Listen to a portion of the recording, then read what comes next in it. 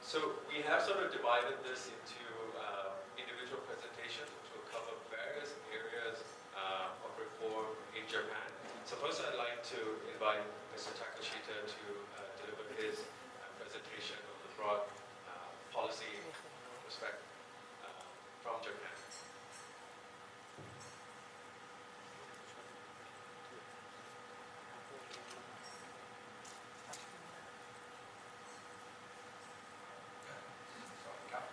Judge and dealt with civil cases in district courts and also the High Court, that is Court of Appeal in Japan.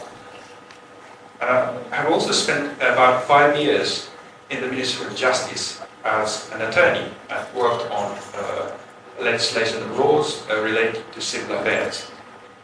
Since August last year, I have been a councillor of the Civil Affairs Bureau. So I'd like to move on to today's topic.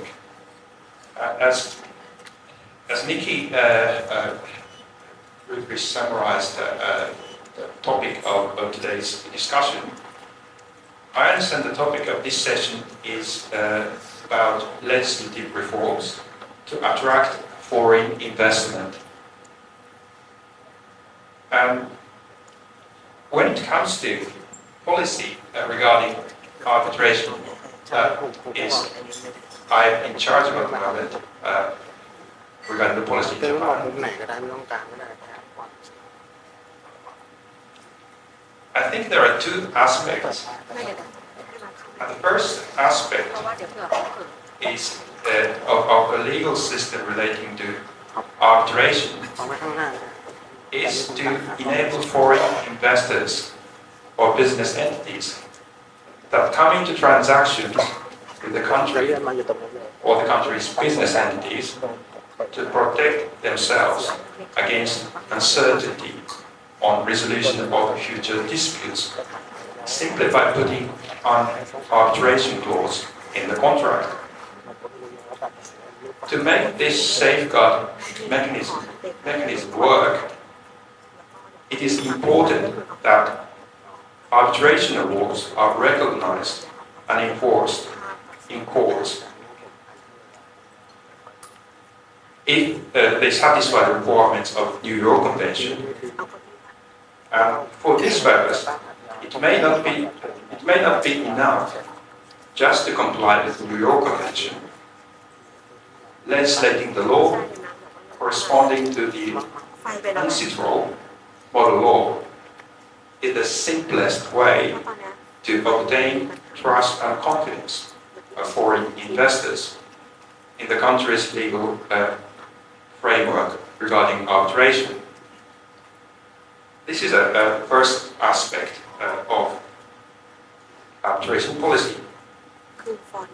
And we have another aspect of arbitration policy. The second aspect of the legal system relating to arbitration is to promote arbitration that takes place in the country. And for this purpose, legislation is important again. And legislating laws corresponding to the UNCITRAL model law is an effective way to appeal to the public, to the international public, that arbitration that takes place in the country is safe. Then foreign users trust that arbitration awards of which proceedings took place in the country are not to be set aside for arbitrary reasons. For the purpose of promoting arbitration that takes place in the country, good legislation is a necessary condition, but not enough at all. The government and arbitration institution must work together to attract users inside and outside the country. So, alongside these two aspects, I would like to continue the slides I have prepared for today's session. is primarily on our recent reforms of Arbitration Act, but in the latter half of the presentation, I would like to talk about our policy to promote arbitration inside and outside Japan. So, we've got the slide. So I'd like to talk about three things. The first, development of the legal framework for arbitration during the time of robust economic growth. That is about the history of our legislative history of arbitration-related laws in Japan. And the second part is about the latest legislation, recent reforms. And the third part is about prospects for development of international arbitration and mediation in the Asian region.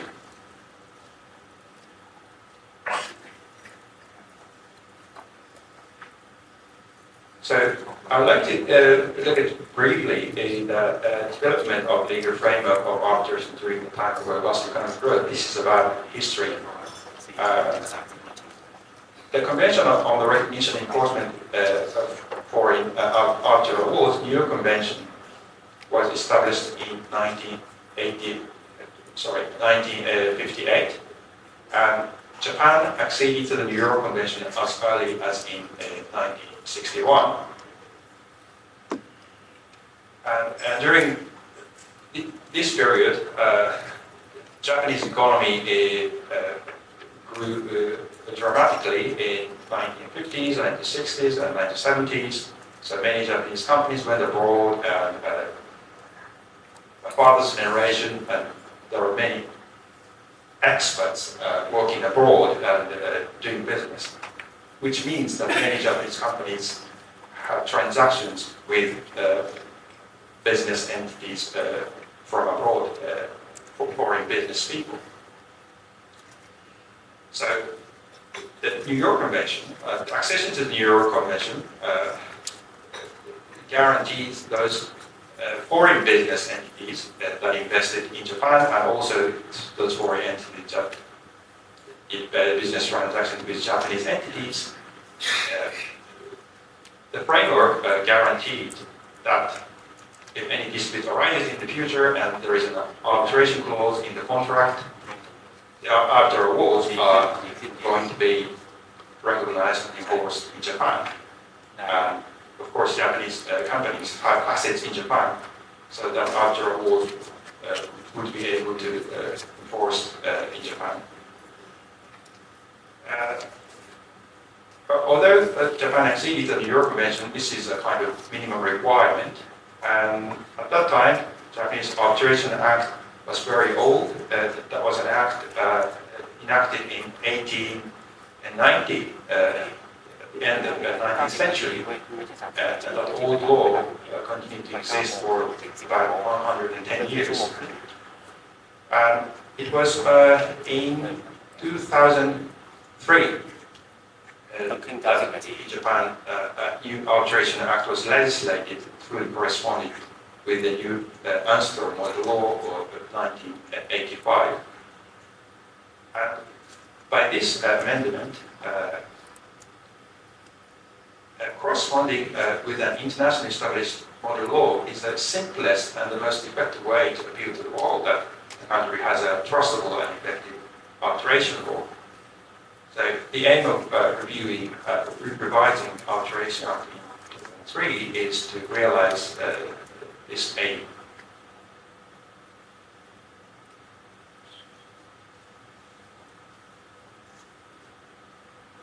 So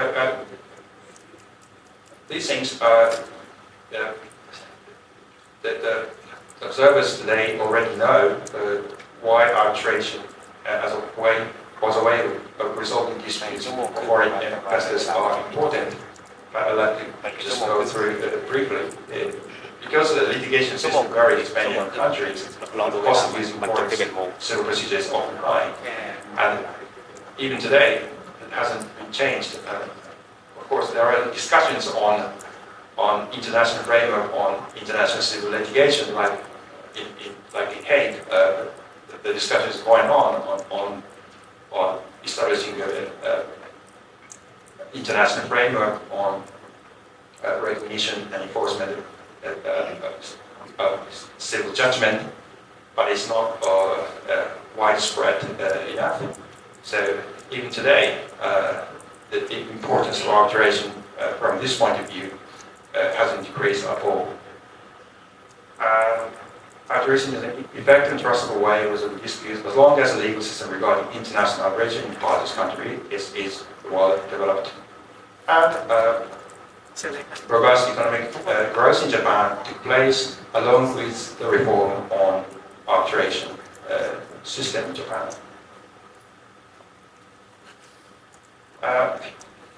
Japan revised our law, the Arbitration Act in 2003, but unfortunately, I mean, the revision of Amsterdam model law took place only 3 years after the amendment of the Arbitration Act. So then they needed to comply with the revised Amsterdam model law of 2006. And this is this new model law to correspond with this new model law. The very recent Japanese reform of Arbitration Act in 2020 23 took place to correspond to this new model law.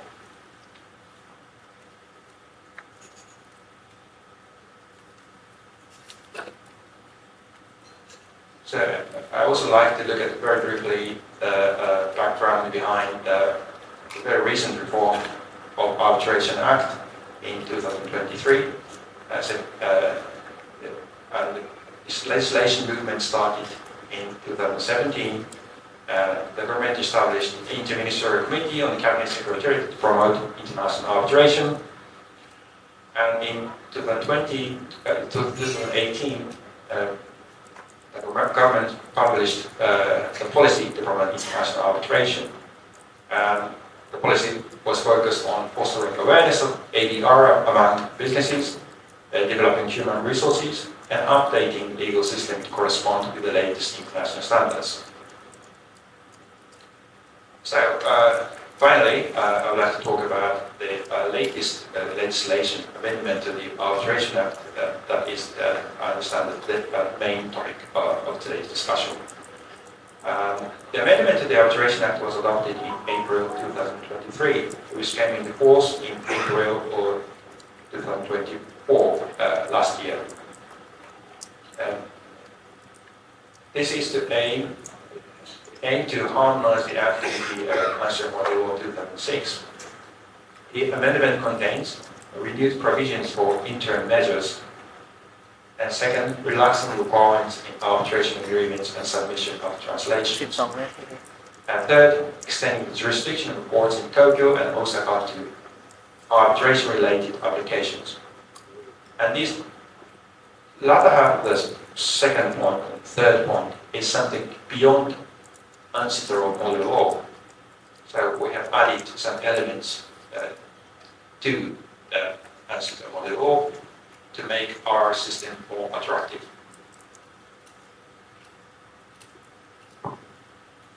So this slide is about renewed provisions for interim measures. There are 5 categories, and these correspond with the Amsterdam model law 2006. There are 5 categories. The first, prohibiting the disposal or alteration of assets for a subsequent monetary award. Second, prohibiting the disposal or alteration of property that is subject of a non-monetary claim. Third, taking measures necessary to prevent current or imminent harm or to restore the status quo. Fourth, prohibiting certain behaviors in order to prevent hindrance to the arbitral process itself. And fifth, preserving evidence. And renewed provisions for interim measures. I'd like to explain the mechanism for enforcement of interim measures. In Japan, the interim measures can be enforced regardless of the arbitration taking place abroad or taking place in Japan. And the amended Arbitration Act introduced a new judicial mechanism for enforcing interim measures. And for enforcement of interim measures for the third category, that taking measures necessary to prevent current or imminent harm or to restore the status quo.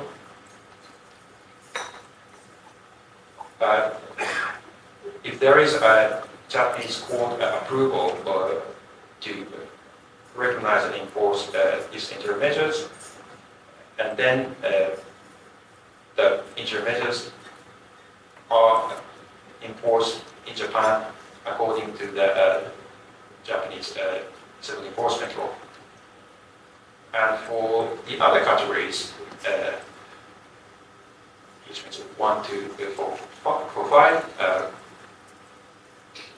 the court can make a payment order for enforcement.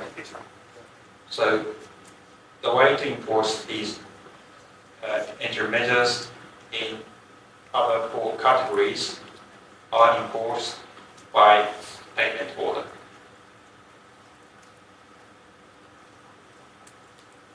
And the second point is the requirement in arbitration agreements.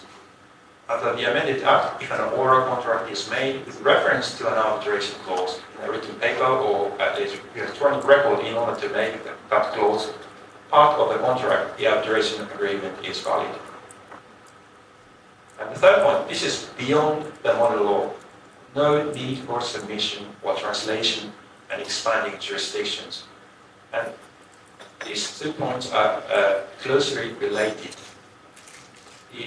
First, the amended Arbitration Act allows the court to proceed without requiring submissions of translations of arbitral awards when the court finds it appropriate after hearing opinions of the parties. And then, about expanding jurisdiction, the amended Arbitration Act extends jurisdiction over arbitration cases such as enforcement or annulment of arbitration awards to Tokyo District Court and Osaka District Court.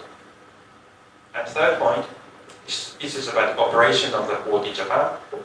The operation of business court in Tokyo District Court, in which cases related to arbitration are dealt with in the commercial division, is maximizing the benefit of the expansion of jurisdiction in the law.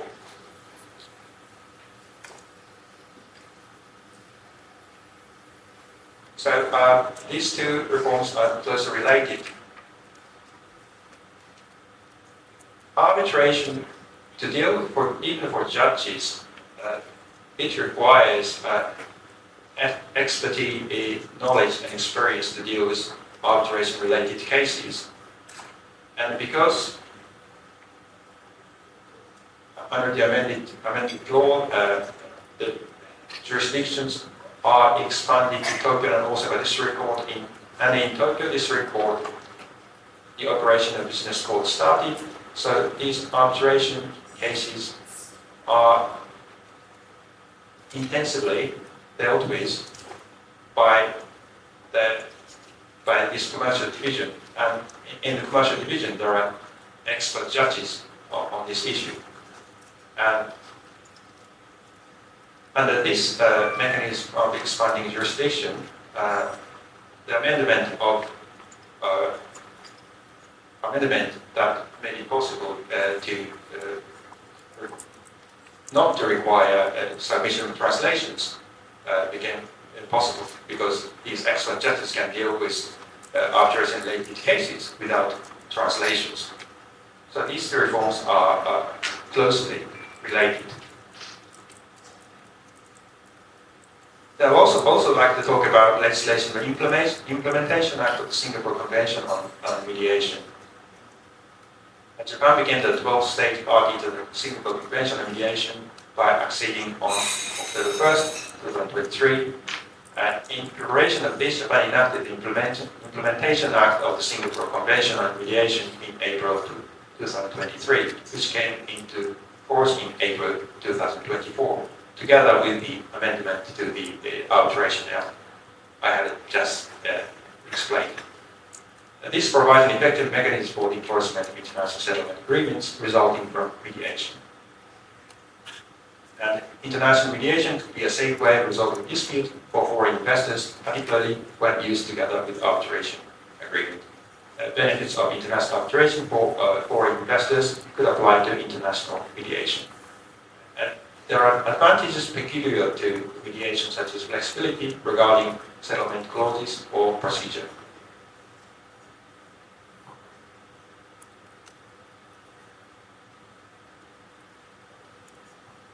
So we can skip these things, presentation. I should just speak 30 seconds about business code in Turkish record. In Turkish record, so-called business code started exploration in 2022. Divisions dealing with business-related cases such as commercial cases, intellectual property cases, and insolvency cases operate together in the modern business code building. So this practice is closely related to the recent reform. And I'll skip the policy, but what I'd like to say is that we have done the reform and we have made a safe environment for foreign investors to Japan, but also we think that it's important, very important, to promote arbitration that takes place in Japan, also in Thailand, in Asian countries. We think that it is very crucial to cooperate together to promote arbitration in the Asian area, but I think we will come back to these points later. Thank you. Thank you so much. Very clear outline of the policy that was set up in order to promote arbitration. Let me now move on to Tony, who will, rather than just specifically look at the current reform, will sort of chart the progress of reforms over time in international arbitration. Over to you. Thank you, Nikki. I just want you to know that I'm gunning for the THAC conference jacket. I haven't seen it, but I'm sure it's very fashionable. So my name is Tony Andreas. As mentioned, I head up International Arbitration Group with TLA Piper in Tokyo. I don't have a presentation to show you. I have stories to tell you. So if you're not into Tony's stories, my sincerest apologies in advance. Start off by telling you an interesting chat I had with a senior Korean arbitrator a few years back, and at that point, Korea had just been entering into the Singapore Convention. They decided to sign on to the Singapore Convention, and Japan had not yet made that decision. Korea was also at that time part of the what's called amended model law, while Japan was not. And so this Korean arbitrator who was fond of Japan told me, you know, Tony, Korea, we just rush in. We see something we like, we rush in, and then we analyze everything later. Because the Japanese meticulously look at every provision before they enter into an agreement. And he says, but when they do, they know exactly what they're entering into. He says, sometimes with Korea, we'll enter in and we'll have an issue later. Now, this is one person's opinion I'm sharing, but it's very important to note one of the messages he was conveying, which was Japan tends to move slowly in comparison to Korea when making statutory reforms or any form of reform for that matter. And it's something that I've noticed in 15 years living in Japan and working in Japan. But let me just put a pin in that because I'm going to raise this in my further storytelling. So, we're looking at the Arbitration Act now, but you can't just look at it within a vacuum. There have been a lot of changes that I've observed in Japan over the last 15 years. So, sitting to the left of me is Tomimatsu, who's a partner at Nishimura Asahi. I was seconded to Nishimura about 15 years ago, so I've known Yuki for 15 years. I remember being staffed at an arbitration about 14, 15 years ago. And it was an arbitration between two parties. One of them was very not Japanese, but it was done through their Japanese subsidiary. and the other was an investment fund, a Japanese investment fund. And because one of the parties was not Japanese, but through their subsidiary, they had negotiated a dispute resolution clause calling for advocacy in English. So JCA arbitration in English. And I was tasked to draft up those submissions. And I did the first draft, and I submitted it, and I put my name on the draft along with both of their names, and, trying to get the whole humility in Japan thing. I put my name all the way in the bottom, almost like a footnote. I get back the edits, not many edits, but my name was removed from the submission. And I thought, that's really interesting. So I asked, I kind of sort of wrote this whole thing, and why is my name not there? I said, well, Tony, this is a domestic arbitration. Which already I got thinking, really? Clearly one of the parties is foreign, but it's just their domestic subsidiary. Well, it's a domestic arbitration, and under Japanese domestic arbitration law, foreign practitioners cannot practice. So you're actually just assisting us in putting this together, and we're signing off on it. So I thought, okay, makes sense. And, swallow the humility, learn something, move on. So now, fast forward a little bit more. And I was involved in a case, I think with Yuki, between two pharmaceutical giants. One of them was a Japanese subsidiary of a French company, and the other was the Japanese subsidiary of a Swiss company. Two foreign companies, and all the decisions were being made actually in Switzerland and Paris. Now remember, counsel for the other side was a large British firm, and they wrote a letter on behalf of their client, and Nishimura responded by saying, you really shouldn't be writing this letter. This is a domestic arbitration. You are a foreign lawyer. You cannot handle domestic arbitration. So what happened was, we had a little kabuki going on. The Japanese firm stepped to the front. The Western firm, the international firm, stepped to the back. So it ran like this for about a year. And then the client said, yeah, we don't like this. We want to choose our own advocates, and the advocacy is going to be in English. So we're moving this whole arbitration to Singapore. So this left an impression on the Japanese arbitration market. Now let's fast forward a little bit more. I'm reading in the case dealing with Thailand, and it's THAC arbitration, Japanese company, Thai company, and the Singaporean law firm puts my name on the submissions. And I was like, whoa. I don't want to get in trouble. I'm not a Thai lawyer. I'm not a Singaporean lawyer. I'm not a Japanese lawyer. You should remove my name. The Singaporean lawyer laughs at me. People laugh at me often, and it's usually for the wrong reasons, by the way. So the Singaporean lawyer laughs at me, and she says, Tony, in Singapore, you can be a janitor and represent a party in arbitration. I don't quite understand why she was picking on janitors. I have deep respect for janitors. But I think her point was anybody can practice international arbitration. So now, let me go back to the story about the Korean arbitrator I was talking to. Something shocking happened. Japan changed. And Japan changed really fast. By really fast, I mean within 5 years. But that's fast, okay? They knew that something had gone wrong with that giant arbitration that moved to Singapore. They knew that this was not right. And they made a policy decision to become an international arbitration hub and to encourage ADR. So the fast movement was a redefinition in what international arbitration is. So they redefined it to include, actually, even when the parties say it's international. I think theoretically you could have two Japanese companies that said, well, I went to Las Vegas for my bachelor party, so this is international. but it's very, very, very open. So kudos to Japan for that quick movement.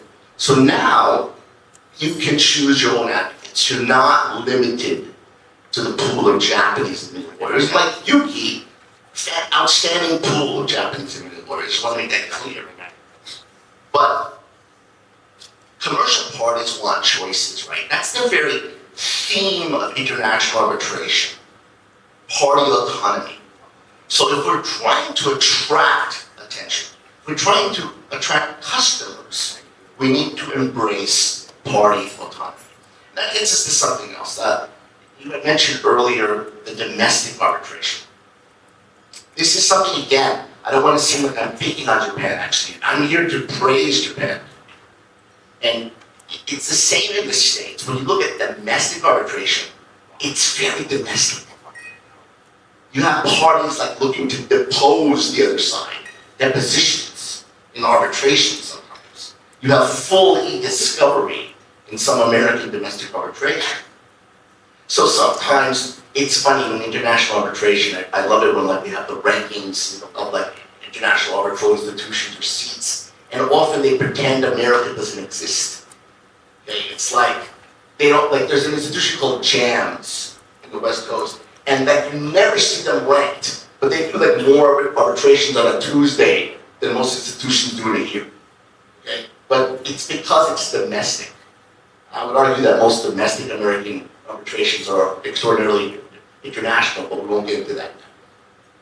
But domestic arbitration, though it's not international, and though we have a lot more statutes getting involved and steering it in a certain direction, is a wonderful education tool.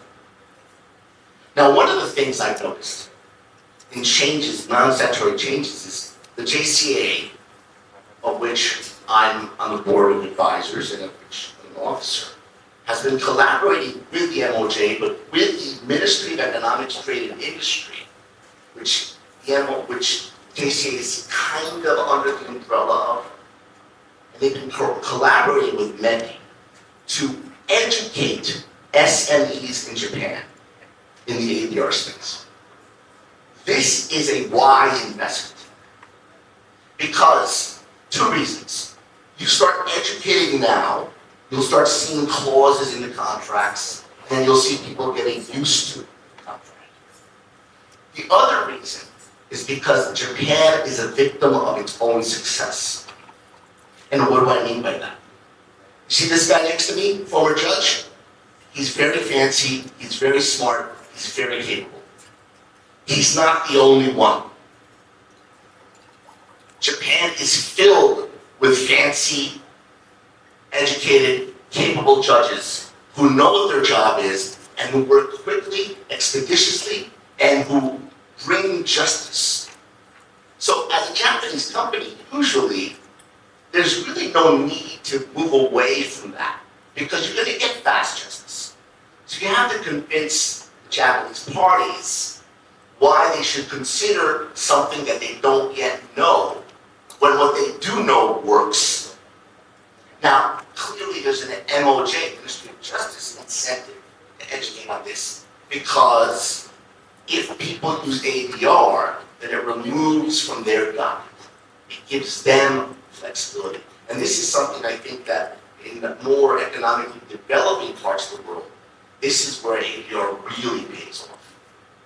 It's not that the judiciary is not capable. It's not that they're not educated. It's not that they don't have the right intentions. It's that they have too many cases.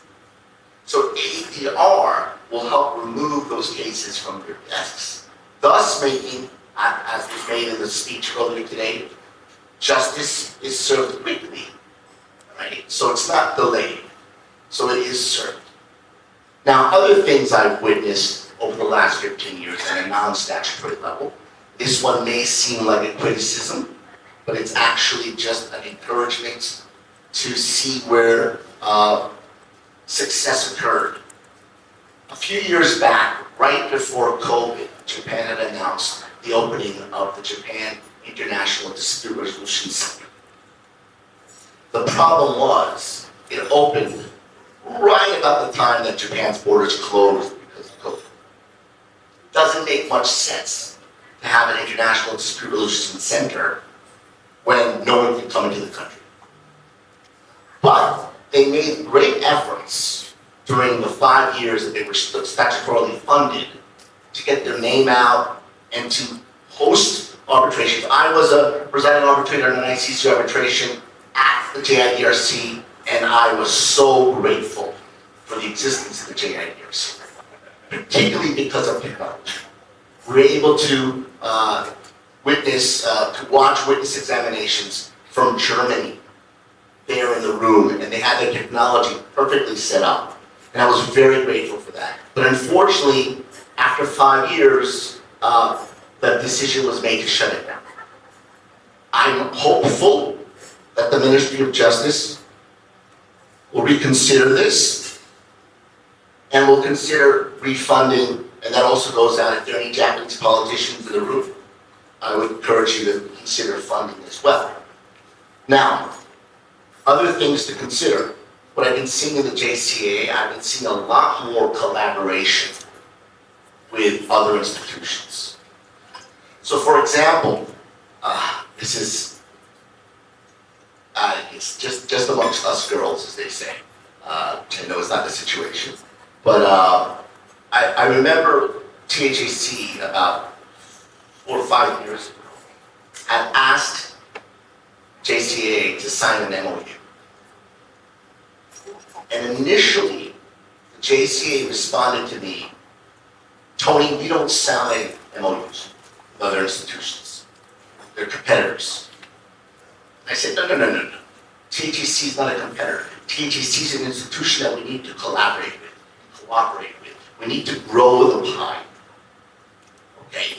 So then the response was, well, we signed an MOU back in 1968 with the ICC, and the ICC doesn't sign MOUs anymore. So I use this little thing, pre-AI, in the before years. I use this thing called Google. And I saw a picture, I think Nikki, you were in the picture. Nikki was in the picture, always looking good in photographs, this guy. Always looking good.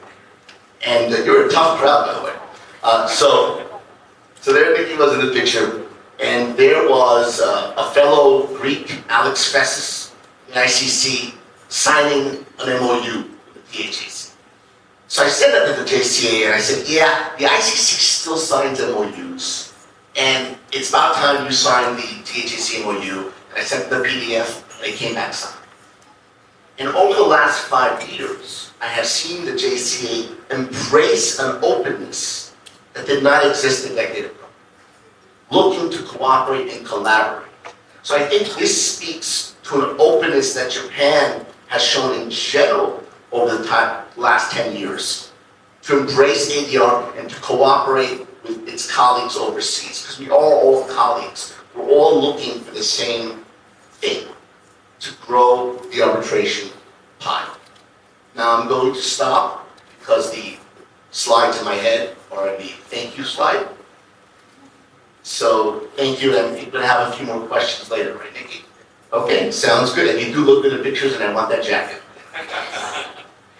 We'll have that jacket for you, irrespective of whether you complete the survey. I'm an advocate. I win. So Tony raised some very critical points in terms of how the reforms are able to stimulate the architecture of ADR in a particular jurisdiction. I think moving quick, understanding the bottlenecks and reforming fast really makes a difference. I think uncertainty is not something necessarily to be fearful of, as Tony mentioned. It's simply to understand what are the benefits of other forms of dispute resolution compared to litigation.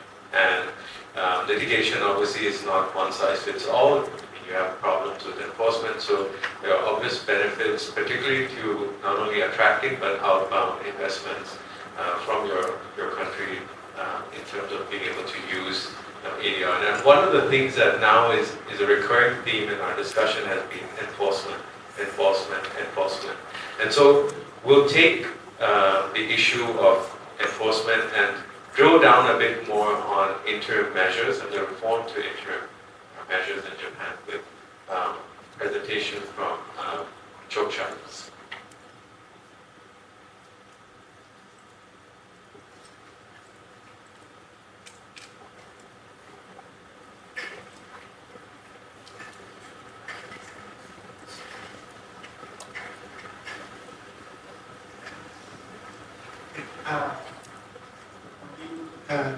Ladies and gentlemen, thank you.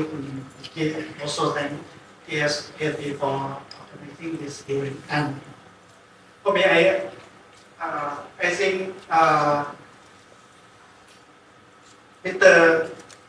Takeshita already covered most part of the recent reform in Japan, but I want to reiterate it because I think it's an important aspect that was Japan step into the amendment at this time. And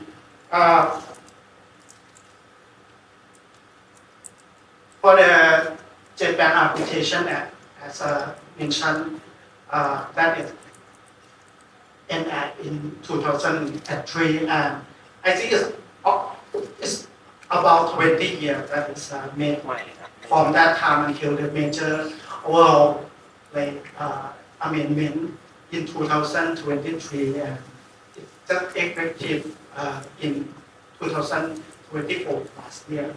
And as Mr. Takeshita mentioned that in 2003, Japan enacted an arbitration act based on the 1985 anti-toll model law, and in 2023, the major reform is based on the amendment of 2006 anti-toll model law. And I think one of the, because you already mentioned that why the arbitration is attract the foreign investment, and from the fact that is from the statistics that the caseload of the Japan Commercial Arbitration Association is show that the number of new cases in 2022, Japan only received 19 cases compared to Hong Kong, Singapore, and Korea. As Tony already mentioned, that is already amend their law.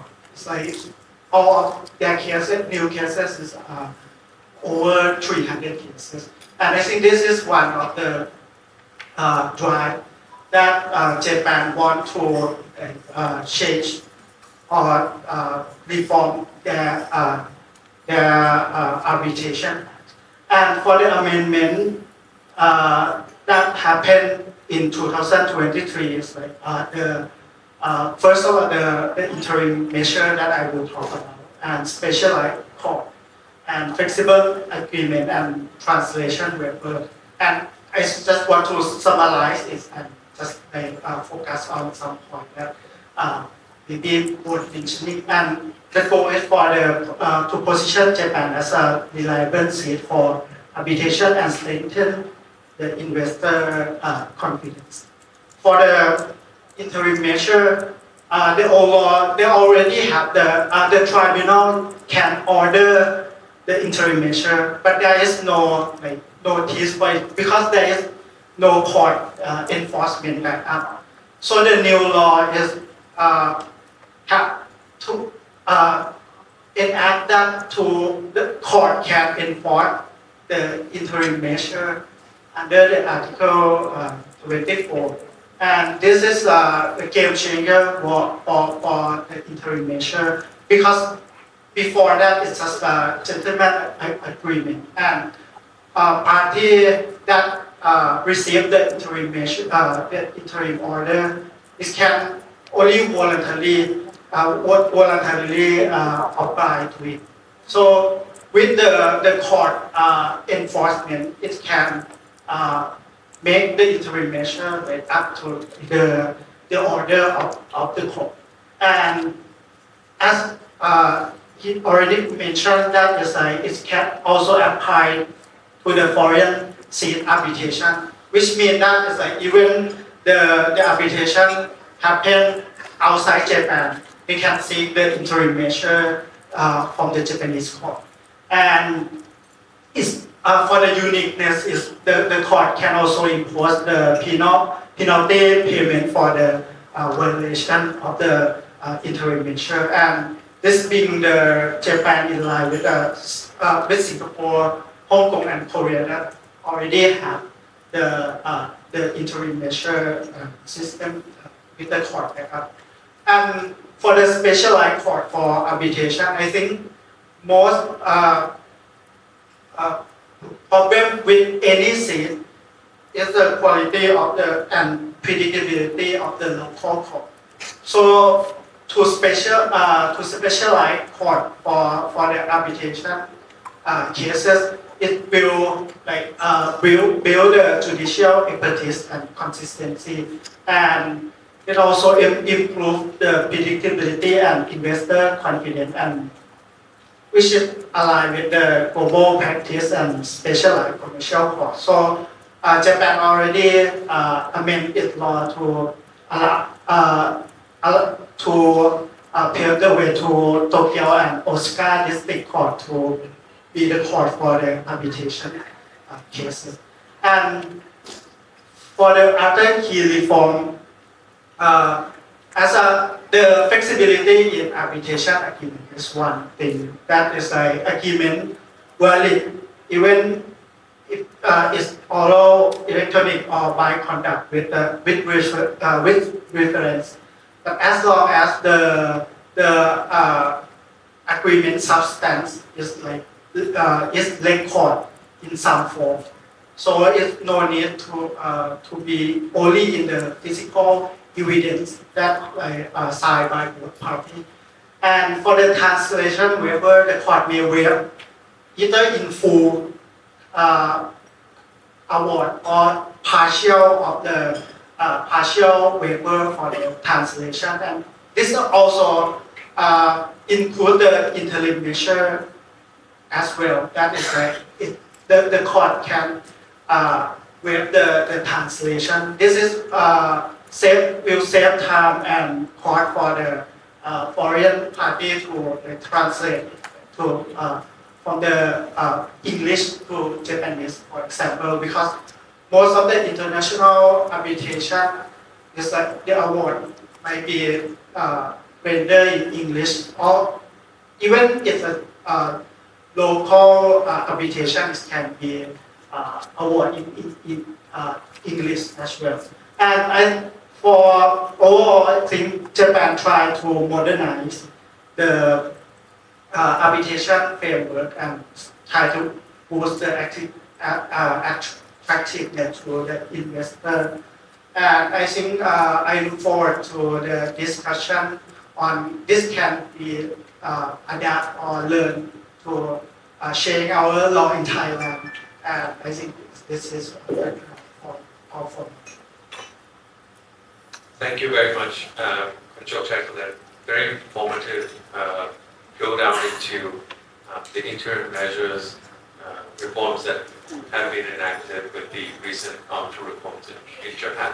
And it's very important since it's always been a question mark in Thailand as to the arbitral tribunal's power to order provisional measures without there being specific provisions for Thai-seated arbitration on enforcement of those provisional measures.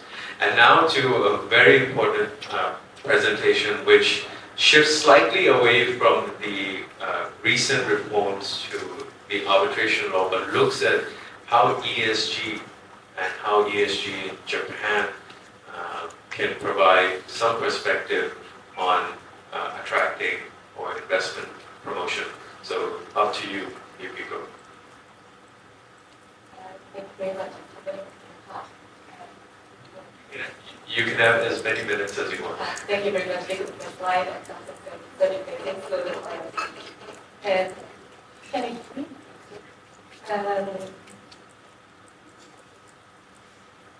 So today today I would like to talk about environmental, social, governance, ESG, and reform ways and investment protection. I'm not talking about commercial arbitration, and I'm not talking about dispute resolution between contracts. I'm talking about the dispute resolution between treaties. Treaties means a state and state. And so this is the little bit different for commercial arbitration, but the applicable rule is same or very similar. So I hope you enjoy this session, this talk. THAC and kindly asked me to provide you with an introduction of ESG reforms in Japan, which can be adopted in the context of Thailand to attract foreign direct investment. And so this is my self-introduction. So this is very lengthy, and I would like to let you know I used to work in the Japanese government and so participate in the Answer Working Group 3, and so it's an ICE reform. So my talk is based on such kind of experience and insights, and I hope you enjoy it. So today's table of contents, so there comes with 5 parts. Sorry, I speak so fast, but so you have the subscribe in the transcription system. So the ESG reform in Japan first, and then second, the ESG in international investment agreements and IIAs, these are treaties, as I mentioned. And then the 3, the ESG related investors dispute settlement, ISDS. This is not commercial arbitration, but it's a battle, the government and investment battle for the arbitration based on trading treaty. And the fourth, the ICJ, London Climate Change Advisory Opinion. And I think so some academics who are in academy, and so very familiar with this advisory opinion. This is very important advisory opinion delivered by NCJ in July 2025. And I will touch on this if I have time. And the last thing is insights for investors. And investor stage and dispute resolution means the stage and the investor and both parties that can keep one something. So I want to focus on insights on investor in the last slide. And so the ESG reform in Japan. So this is photos that I took and in Brussels in 2022. So you can imagine, and this is the day of the conclusion of the negotiation of modernized energy charter treaty. And the treaty has been criticized for protecting investments in fossil fuels. Environmental NGOs staged the protest, symbolically pouring water mixed with black paint and filtered oil. So it is important that the treaty, which aims at energy security and economic development in energy, also protects renewable green energy, including the solar power, hydrogen. So the next slide is about the renewable energy development in Japan. So according to AMRE is energy agency for natural resources and energy under Meiji Ministry of Economic Trade and Industry. Japan has advanced various efforts to expand renewable energy. The table shows how changes in renewable energy ratios in the power source and mix in Japan. So thanks to the introduction of feed-in tariff scheme in 2012, the installed and capacity of renewable energy has been increasing regularly. Its ratio in the power mix was 10.4% in 2011, which more than doubled in 2022 to reach 21%. The ratio of renewable energy in the energy mix projection for and other international law applicable to Japan.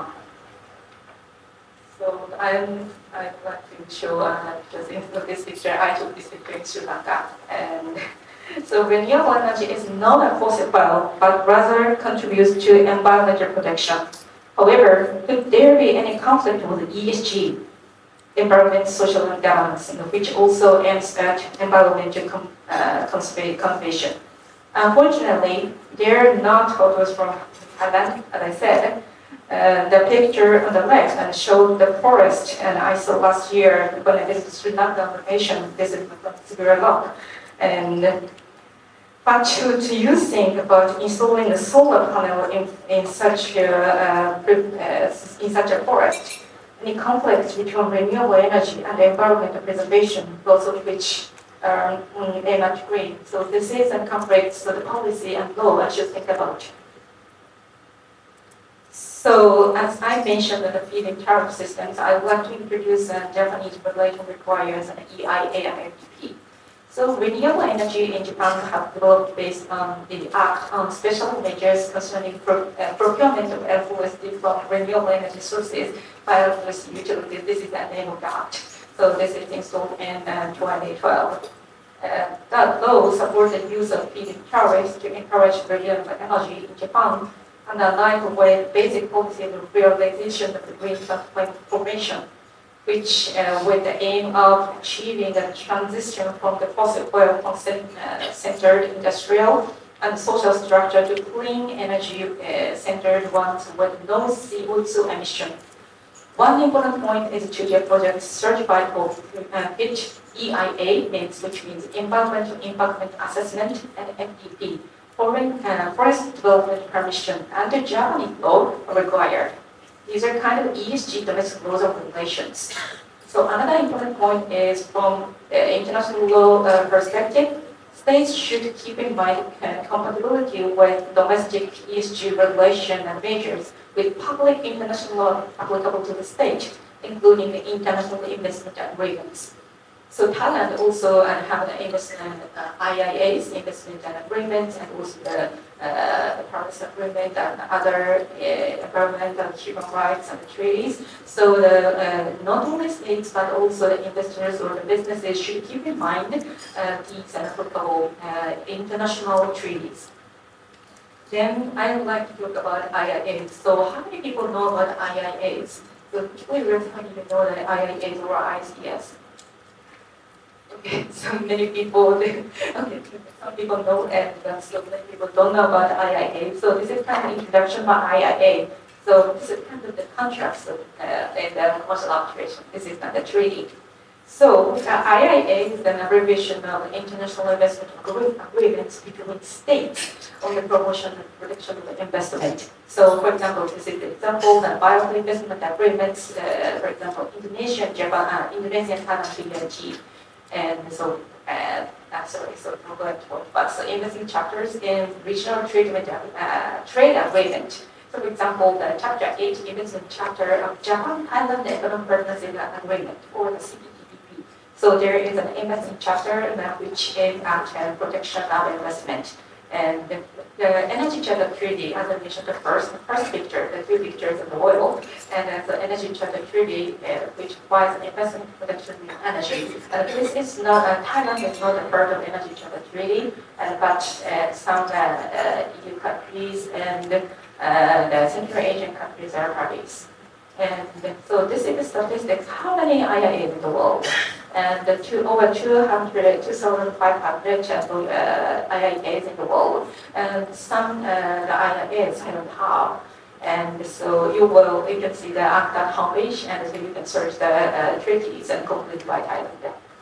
And so this is the major substantive protection. This is kind of the part of law. And so here is the obligation of the state, because IIA is a state and state agreement. So the price of this is basically providing the state obligation. So this is a state obligation. The first one is a national treatment, and MFN and most favored nation treatment, and the expropriation and the fair and the equitable treatment part of this.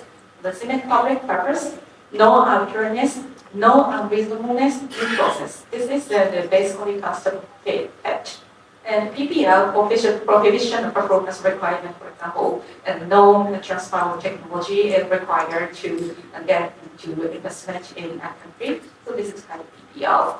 And dispute settlement mechanism. So I'm going to talk about the first ISDS, industry dispute settlement. And so this is the dispute between the state and the name is Article 1. And so the first is states and the investment. And so this is the introduction of ISDS. And so this is the example.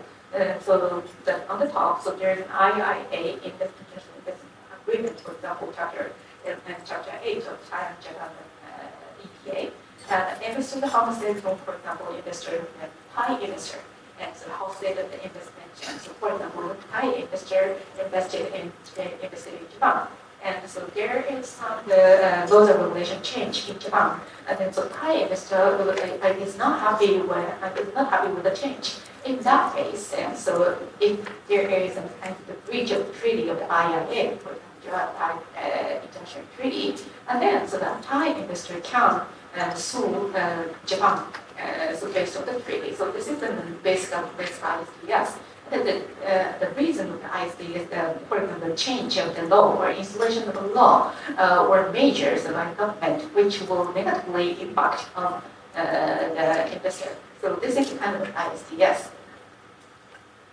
So this is the statistics of OECD and how many ESG-related ISDS cases. You will see the bottom and on the green line, and there are not so many ISDS cases related to environment so far. And also this is also statistics and very small, but this shows only Latin America, the Americas have the kind of the ESG-related ISDS, not ASEAN, as Northern Thailand. And this is because of so guess why? Because there are so far, so not so many ESG laws and regulations and the change of laws and regulations. So, but as Tony said, so the trend will change. And so I said ICJ advisory opinion, as I said in the table, and so that ICJ opinion might change the state policy. And if states think about installing and the ESG laws and regulations, in that case, maybe so this trend might change. So the investors always win. So the ISDS sometimes very controversial. And why states can be sued by the investors? So this is the kind of private person, the private company.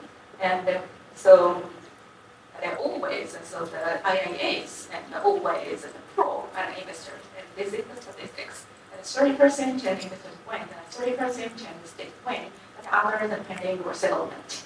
And so maybe it's a mediation or something, and it's not always a state lose, and not always an investors win. And so this is the kind of the precedent, the regulatory chill, and IPCC and so international investment agreements lead to regulatory chill, which may result in countries refraining from delaying in adoption of mitigation policies such as phase out of fossil fuels.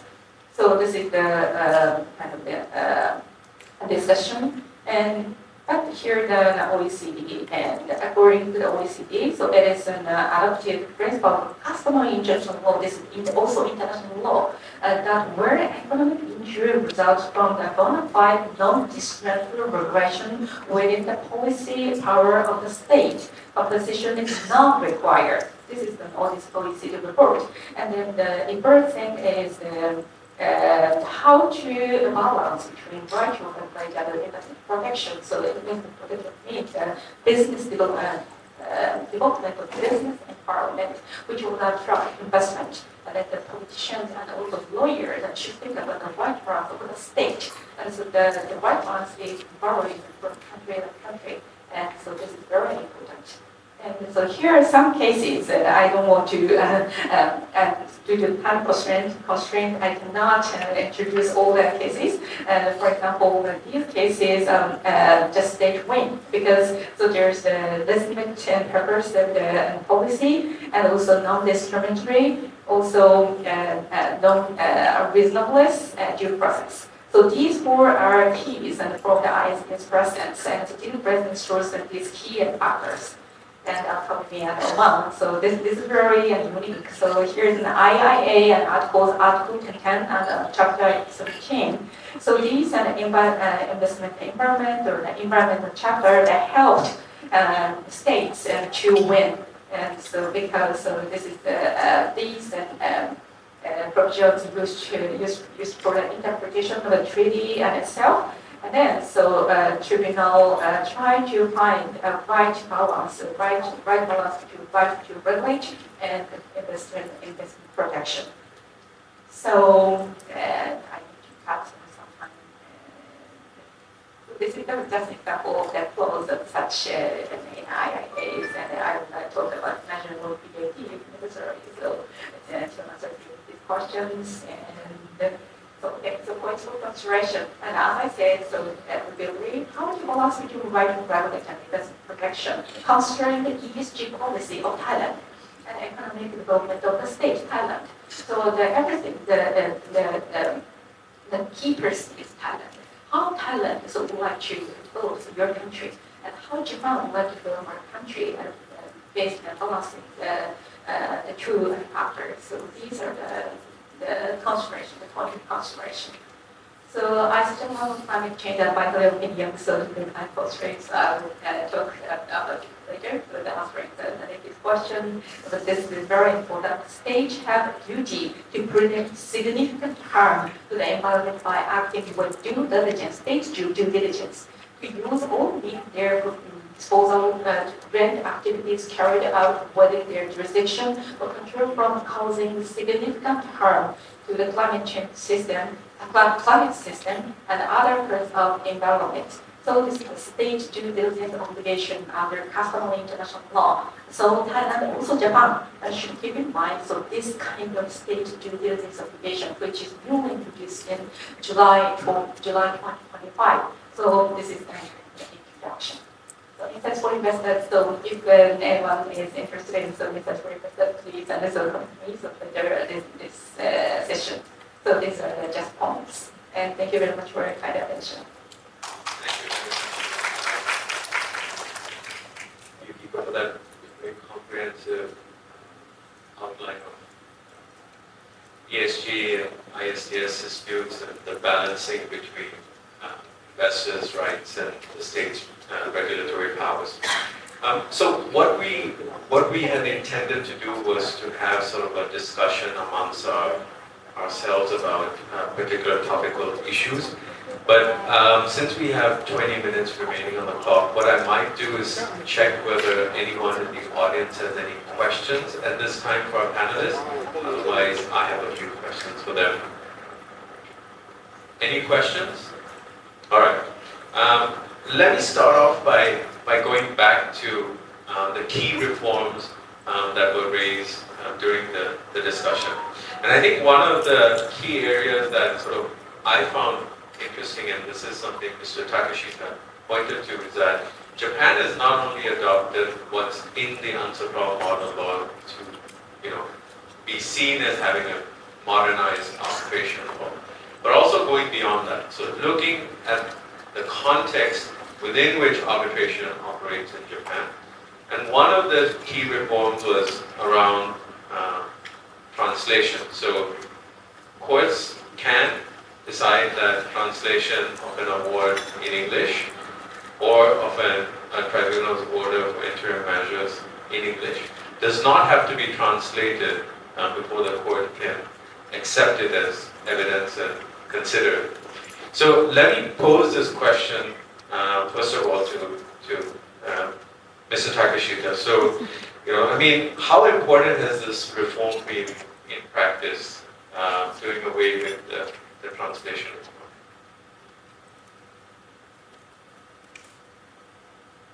Thank you, Tony, for asking me that question about the reform on no need to accept the translation. This reform is very important, practically also from the perspective of sending messages to the international users. And practically, of course, if the users of the court don't have to submit translation or arbitration awards or documentary evidence, then the cost is reduced and there's going to be more expeditious resolution of the case on recognition and enforcement of arbitration awards. But I think it doesn't stay there. To enable this mechanism of doing away with the translation required concentration of cases to the commercial division of Tokyo and Osaka district courts. And to prepare this new mechanism region in Tokyo District Court, when they allocated the region, they studied not only the law and convention, but also the background of treaties. And of course, they do read and understand English, but not only that, they deeply understand the background of your convention. And I've talked to some of the judges informally before this conference, the business court. And they said that the most important thing to work in the business court and to deal with arbitration-related cases is to embrace the diversity of legal culture. Because if you look at the arbitration award, the style of the writing of the arbitration differs depending on the background of the arbitrator. So from the point of the Japanese judge, the arbitration award may look unfamiliar if it is written by an American arbitrator or by a Singaporean arbitrator or Hong Kong arbitrator. But if you have this in mind that the judges have to embrace the diversity of the legal systems worldwide, even if they first think that the arbitration award is ambiguous and unclear and they don't understand the reasoning or they don't understand what is the conclusion of the arbitration award. But this is because they look at the arbitration from the perspective of their own legal system. That if they have in mind that the legal system is diverse and try to understand the background of the arbitrator and what the arbitrator is trying to say, and then they finally understand and interpret it appropriately. So, even when this translation requirement is not only about efficiency, but also about increasing the quality of working of the judiciary in that country. Thank you so much, Mr. Takeshita. So what I might do is sort of move around a bit with some of the topics we would like to sort of get more insights from our experts. And let me shift to Tony now and to just ask whether you think these current reforms are sort of aligned with best practice, and looking particularly at more translation being one, the concurrent jurisdiction, the Tokyo and Osaka courts, also the changes on the interim measures. What are your thoughts on the changes that have been made, and how has this influenced international arbitration in Japan? Yeah, first, I want to zoom in on the word best practices, right? What does this mean?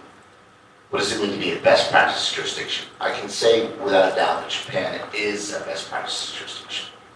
I think arguably there were some holes pre the reforms, but even then, I would say they're a best practice jurisdiction. I want to stress that one of the things, a lot of things annoy me, but one of the things that particularly annoy me is when people pretend that one specific jurisdiction has the best practices holy grail. That is not ever the case. The thing about arbitration, about the party autonomy, is that its flexibility is the key to best practices. So I guess a best practices jurisdiction would be a law that just says the parties can do whatever they want. Done. So that's a great best practices law right there. So Japan has always been a party autonomy jurisdiction for international arbitration. And they continue to be. And they've always had a court that was very pro-arbitration. And recently, with injunctive relief, a lot of your questions, Nikki, assume, by the way, that we have a lot of information to draw upon since the reforms. We don't. Okay, we don't. Japan, as I said, is a victim of its own success. Because the court is so good, Japanese parties tend not to turn to international arbitration, and when they do, it tends not to be about enforcing in Japan. So we don't have that much data. But one of the experiences I have had, I'd like to share with you is, I had a situation where my client was American, the average party was Japanese. We had an ADR clause that called, it was AAA ICDR. Actually, just was the AAA, American Association of Arbitration. Didn't designate at the International Center for Dispute Resolution. And it said first mediation, then arbitration. So we filed for mediation. I just want to, little practitioner tip. Filing for mediation was a lot cheaper than filing for arbitration. So that's the first thing I want to point out. We could have gone whole hog and said, okay, mediation with arbitration, here are our fees, but we just filed for mediation under the agreement. And then we went to the court in Nagoya. And we said, look, we think the other side is going to go bankrupt. We have reason to believe that they cannot pay an award. And we are under this agreement, filing for mediation with a purpose of going for arbitration. We want you to freeze their bank account to make sure that the money is there. Interestingly, the Nagoya courts are not Osaka and Tokyo. They're not the key commercial court areas. And the court clerk told our lawyers that they were not used to dealing with matters such as this. But we say that, we laid out the statutes, we said why it is that they're empowered to put an injunction in place. And they did, relatively quickly. And that just speaks to even when you're straying outside of Osaka and Tokyo, you still have a highly competent judiciary that is fundamentally pro-arbitration. And that's why the bottom line for any of this, Nikki, is educating the judiciary. Making sure that they're aware of what best practices are and moving that forward. Okay? There's one thing I just want to end on, Nikki. You had the first slide said what Thailand can learn from Japan. I think Japan can learn a lot from Thailand. I want to be very clear on this. This is maybe the fourth or fifth one of these THAC events I've been to. And I've been encouraging my friends at the Ministry of Justice and the JCA to attend because we have a lot to learn from the communication and marketing aspect that you guys have down. And I say the same thing for the Koreans, by the way. Korea is very good at the communication and marketing aspect. So I know that wasn't the question. I just threw that in for free. I won't invoice you. Well, I'm happy with the promotion.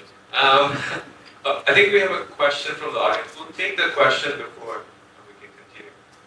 Can we have someone please pass the mic to the lady in the front row for the question?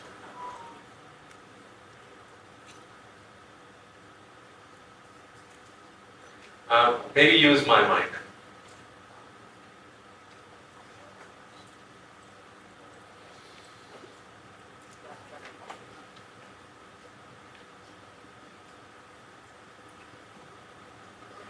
Thank you very much. I very appreciate for your presentation. From my point of view, I'm just just a civil, people of Thailand, but that I have not much knowledge about judgment or something. But the point of view that I find that is in our country, I think that public law is very important. The first thing that before we go into international something like that. We have to start in our country about public law. It has to be fair for everyone. But my point of view is that transparency is very important. That is, open data is very important. The most important thing for our country. Because for justice in Thailand, we cannot access to what is the actual or the authentic information in Thailand because we have this misunderstanding and misinformation. So my point of view is that I'm very happy that to attend this meeting. And the point is that I find that appreciate for the best practice from Japan and I will follow with the Singaporean, Thai and something. I find that if we start with helping the people that they have cannot afford for the payment for justice. So I think in our country we need to have the free equality for our country. It means that justice have to be offered to everybody. No need to be the poor or the rich. Everybody have to access with the transparency. Suppose we need to have the assistance from other country. We need to post on the Google something like that. We need to have the budget sharing or have to construct something in our country. That will be very fair for everything, for every country as well. So how to investment in our country? I find that it's very strange that we have like doing business, that we bring the doing business to compete with the legal investment. That is the fair investment for Thailand. The one point of doing business is that come easily to invest in Thailand without thinking of the environmental, like Kuniki has mentioned about how the environment will be destroyed, something like.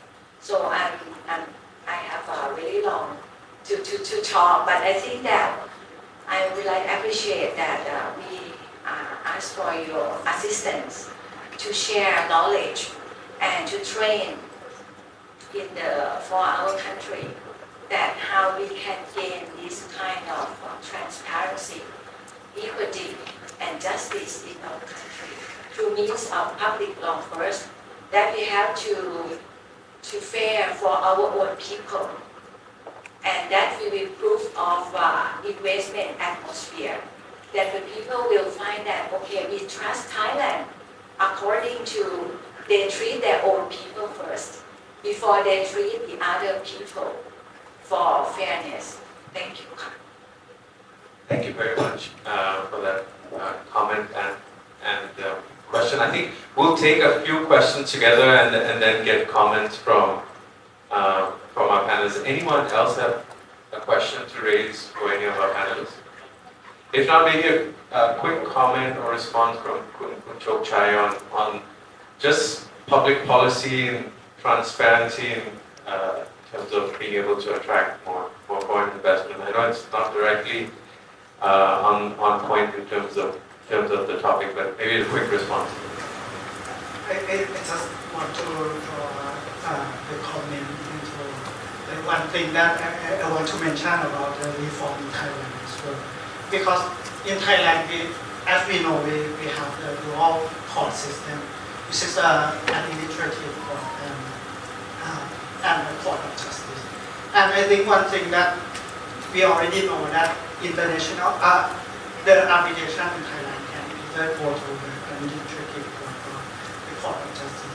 And to our country, we have to tell them in order to make it benefit for Thailand. Like, for example, the translation as well. If we waive it like full translation or like partial, I think partial translation is really acceptable if the judge is like competent with foreign language.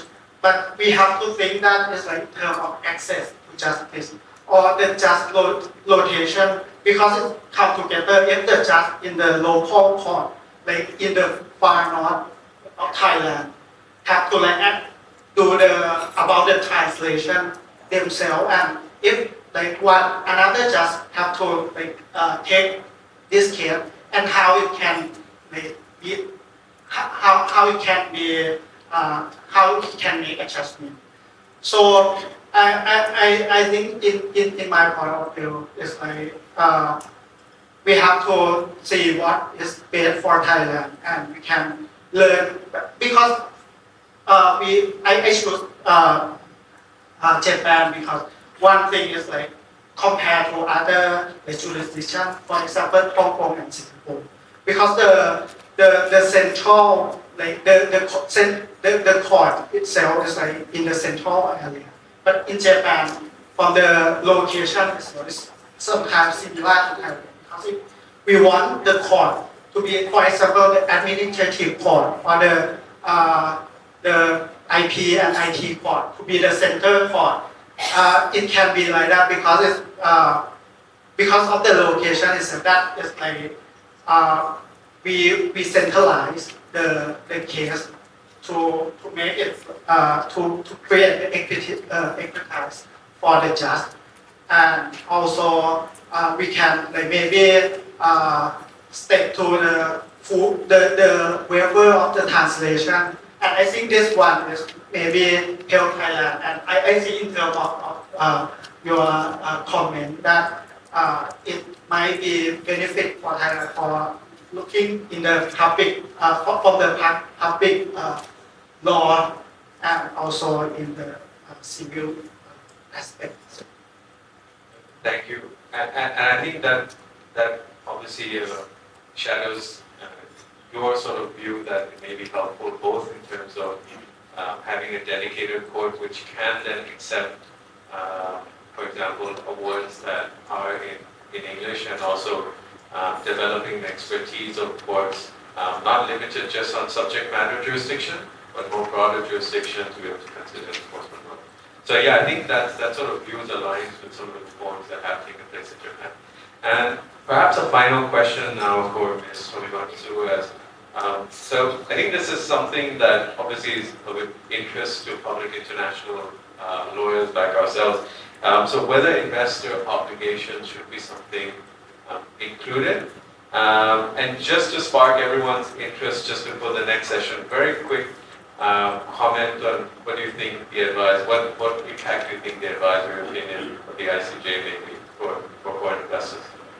Okay, thank you very much. I show my slide, so that's the page of the 27, and so before going to the presentation, I'd like to just quickly answer your question, the transparency, and also the predictability and the environment that to make talent more attractive and more and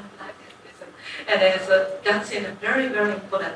Access to justice. Everything is in IIA, but the concept of international investment agreement, justice to access to justice, transparency of the laws, regulations, and predictability, and please and seek for the answers in the public international law, including the international investment agreement completed by Thailand. So Thailand is the state obligation of the state to need to implement these international obligations into those regulations, and so to implement those regulations is very, very important. And the collaboration between among ministries, relevant ministries, so not the segregation of the ministries that just collaborate everything. Collaborate and voice and hear the voice from investors and everything. So this might be very helpful to establish the transparency, predictability, fairness, and access to justice. This is my answer. So also related to ESG. As not only laws and regulations, but guidelines.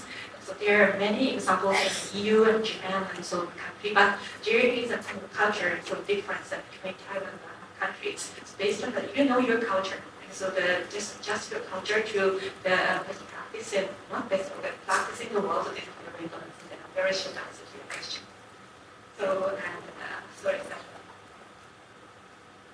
So this is the work on Nigeria VAT. So the question from Nikki and the investors application. So as I said, so the IIA is a state and the treaties, and so which govern the state obligation. But so here the thing, so the Nigerian work VAT. So this is a very unique IIA. Not only state obligation, but also investors' obligation under international law is required. So this is very unique, and because investor obligations basically not in IIA. And so, but here the pros and cons. So I just, due to time constraint, I just want to show only the pros and cons. But here the cons. How to enforceable? And so enforceability of the domestic laws and regulations you can practice, and enforceable enforcement through courts and enforced through the administration. And so you have practice and of the domestic law. How about the international law? How about the obligations under international law? How to enforce? So everything should be considered. So before the installation. So this is the one the introduction of the cons. And then so this and important. decision, London climate change advisory opinion. And as I said, so the state due diligence applications of this might change the world, and including Thailand and also Japan. And then so just keep in mind, just study the ICJ advisory opinion and what Thailand and Japan are required to do for the ESG and also the compliance with international law. And so we are in the same international world, but with a different culture, with different rules and regulations. We should think about the rules and regulations, domestic rules and regulations, considering the international law, which in which the Thailand and Japan are working. So this is my answer. Thank you very much. We have run slightly over time, so I'd like everyone to join me in a round of applause. Maybe we can ask you to ask the panelists after the session. Thank you very much for your insights and expertise. And we will have jackets for you, Tony, and the rest of our panelists.